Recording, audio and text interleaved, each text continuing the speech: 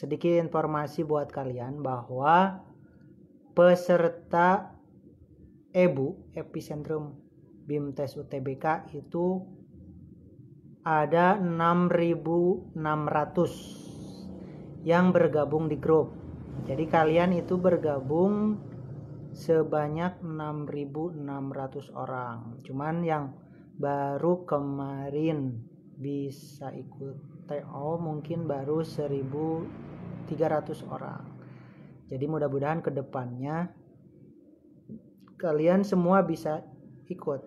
Jangan lupa diikuti Epicentrum BIMTes UTBK Facebooknya, Epicentrum BIMTes UTBK Instagramnya, juga channel YouTube-nya. Kita ngobrol-ngobrol dulu, mungkin ada yang mau menyampaikan kesannya kemarin tryout. Nah, ada masukannya atau kesannya seperti apa, boleh silakan sampaikan biar nanti kita langsung collect, kemudian kita bisa perbaiki ke depannya. Oke, ada masukan nih, waktunya kecepatan.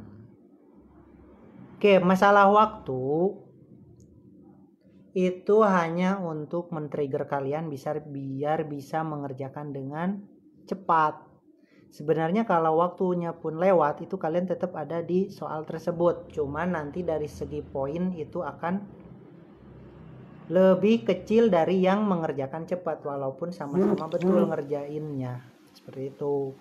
Jadi kalau kalian kemarin misalkan udah habis nih, si garis timelinenya habis, truk, itu tetap di sana, kalian nggak akan pindah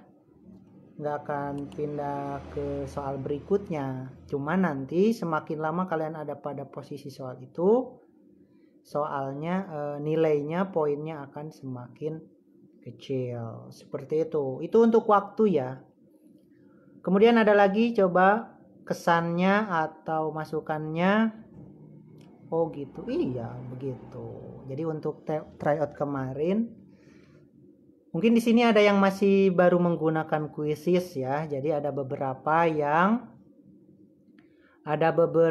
yang kalian masih kesulitan saat akan masuk ke soal. Di sini adakah di soal kemarin itu ndak bisa dibalikin lagi ke soal sebelumnya? Iya, memang seperti itu. Jadi kita setting kalian itu mengerjakan sesuai dengan tiap soalnya gitu. Seru Kak, mantap. Oke, kita lanjut. Jadi kemarin itu mungkin ada beberapa peserta yang masih baru menggunakan quizzes. Jadi kalian kalau sudah punya akun itu tinggal klik link yang kami berikan. Tapi kalau kalian belum punya akun, kalian harus buat akun dulu. Makanya kalian kemarin diminta untuk registrasi akun, munculnya kode permainan, nggak langsung main ke game seperti itu. Nah, nanti kalau misalkan kalian udah punya, kalian bisa masukkan kodenya juga. Jadi kode yang di link itu, link kami yang kami berikan, 6 digit terakhir itu adalah kode tiap roomnya. Jadi kode roomnya itu ada 6 digit terakhir, itu ada angka. Itu tinggal kalian masukkan ke kode permainan, itu nanti kalian bisa bergabung. Seperti itu. Untuk soal tidak bisa dibalik, memang dari quizesnya memang belum bisa dibalik, cuman baru bisa di skip. Asalnya itu nggak bisa di skip, harus dijawab. Tapi sekarang sudah bisa di skip tanpa dijawab, cuman tidak bisa dibalik. Nah, karena UTBK 2020 dari kemarin sebenarnya itu sistem penghitungannya IRT, jadi kalian jawab semuanya. Seperti itu ya. Jadi kalau tidak bisa pun kalian tetap dijawab, karena nanti ada poinnya. Kalaupun nanti salah tidak apa-apa, kalau benar nanti ada poinnya. Seperti itu. Saya kok nggak dapet kodenya ya Kak? Kodenya itu ada di 6 digit terakhir link yang diberikan. Ini Egi Nopenda Ramadhani. Kemarin ikut TO ya? Atau mungkin yang baru masuk setelah tryout. Kita lanjutkan. Kemudian teknik belajar yang akan kita lakukan itu adalah setiap hari Senin, Rabu, dan Jumat. Ini hari pertama kita belajar regulernya. Kalau TO-nya telat nggak bisa diulang ya Kak. Iya memang begitu. Kan kalau kamu masuk telat, kalau waktu habis, waktu pengerjaan UTBK kan selesai. Jadi nggak bisa diperpanjang lagi. Jadi makanya kita reminder dari 2 jam sebelumnya, kemudian sejam sebelumnya, itu agar kalian masuknya tepat waktu gitu.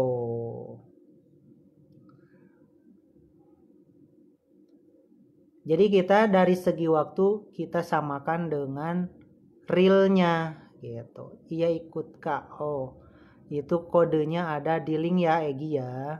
Di linknya itu 6 angka terakhir itu kodenya.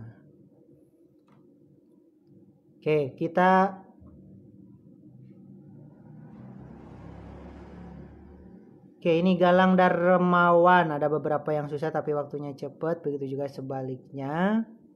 Nah, jadi kalian jangan repot dengan waktu di soal yang kami berikan, karena itu tidak terlalu berpengaruh. Kalaupun sudah habis, tetap lanjut. Soalnya nggak akan hilang. Oke, TO-nya telat nggak bisa diulang. Seperti itu ya. Jadi ini teknis tentang tryout. Jadi nanti kedepannya kita akan selalu menggunakan quizzes ini. Nanti kalau kita ada penggunaan aplikasi terbaru nanti akan kita sampaikan. Cuman kedepannya nanti kami akan lakukan pembobotan scoring per soal. Jadi kemarin ada masukan bahwa penghitungannya sesuai IRT. Oke, jadi IRT itu, jadi saya langsung masuk ke poin pembahasan ya hari ini. Jadi nanti teknik hitung itu menggunakan IRT. Jadi tiap soal ada analisisnya, mudah, sedang, sukar. Tiap soal ada poinnya masing-masing. Jadi kalau ketika kalian jawab benar untuk poin untuk soal mudah, misalnya poinnya cuma 1. Kalau menjawab benar untuk nilai atau soal yang sulit, misalnya poinnya 3. Jadi nanti akan berbeda.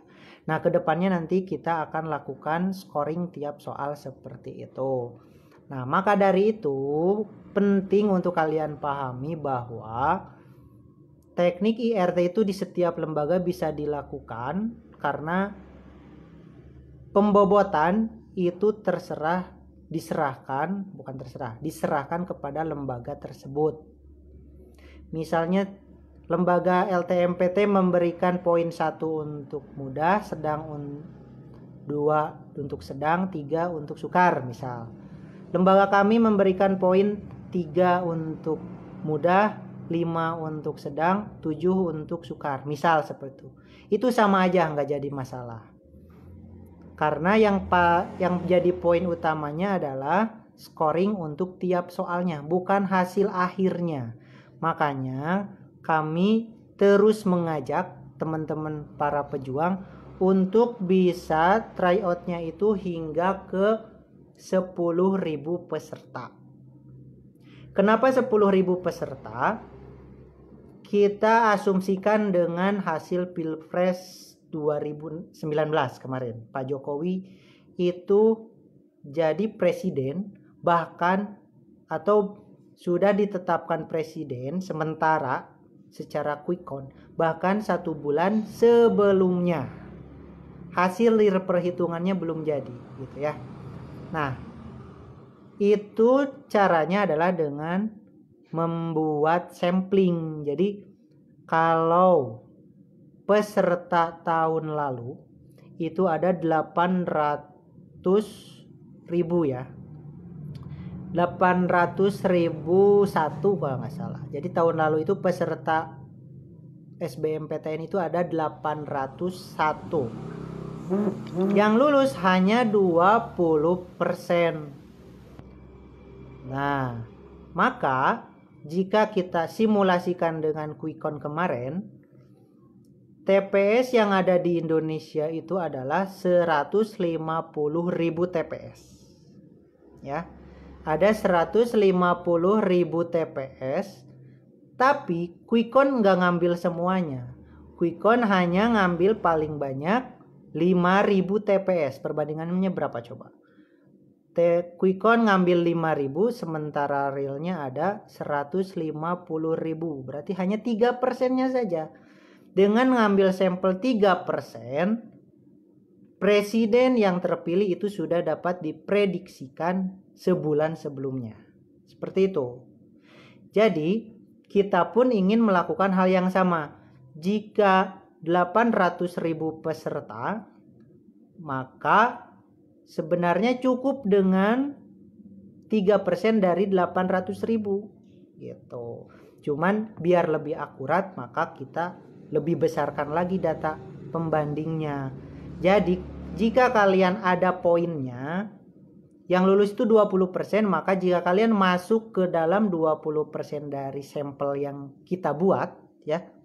Kenapa saya buat kita? Karena kalian yang nantinya akan mengajak teman-temannya ikut tryout gitu, baik berbayar ataupun gratis. Hingga 10.000, maka kalau kalian masuk ke 20%, berarti kalian ada pada rentang kelulusan gitu.